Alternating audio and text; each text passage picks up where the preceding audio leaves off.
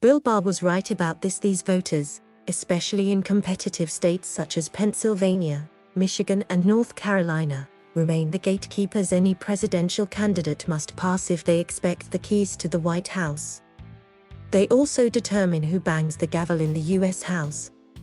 Most of the 40 or so competitive districts are fought in the Crabgrass Frontier between city and country, but moderating their views for suburban moderates and their votes doesn't seem to be a priority for an increasingly large swath of the Republican Party. What's particularly significant is that a majority of suburban voters in California, who until recent years supported virtually any generic Republican for everything from president to dog catcher, said no to elder only after Newsom nationalized or Trumpified the election by tying the conservative talk show host to his idol.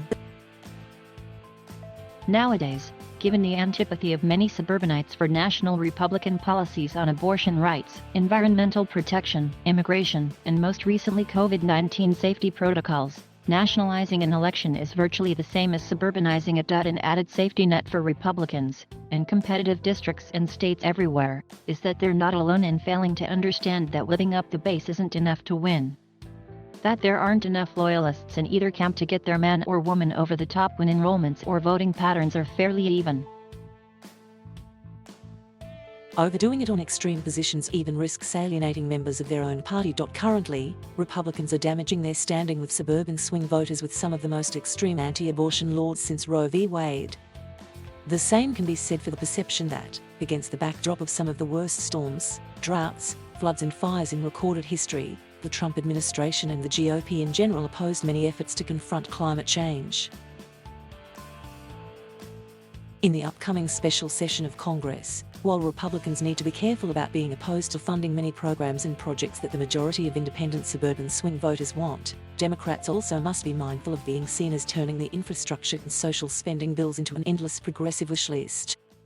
Suburbanites respond poorly to bloated spending bills, which they fear will lead to higher taxes.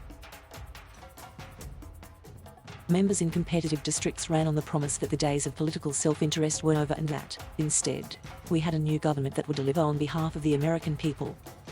If nothing gets done, those leaders will return to their constituents empty-handed. John Podesta, former chief of staff to President Barack Obama, wrote members of Congress last week. Republicans will have ample ammunition to skewer their opponents and Democrats will lose.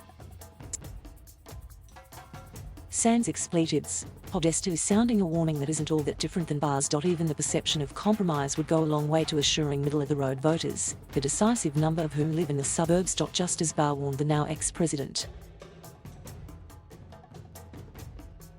Thank you for watching. Please subscribe.